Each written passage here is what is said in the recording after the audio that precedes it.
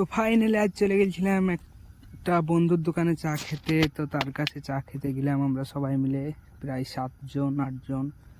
তো সেই ব্লগটা বানালাম সেখানে গিয়ে। তো কেমন হয়েছে দেখেন।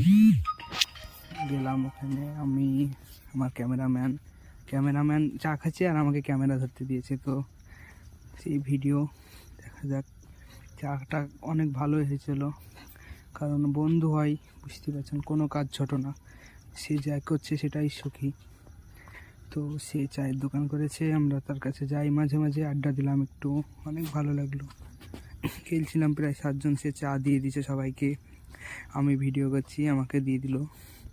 তো সামনে দেখছেন আরও অনেক কিছু দোকানে যা আর থাকে, ইত্যাদি ইত্যাদি অনেক কিছু আছে। তো আমি এখানে দাঁড়িয়ে দাঁড়িয়ে চা খাই।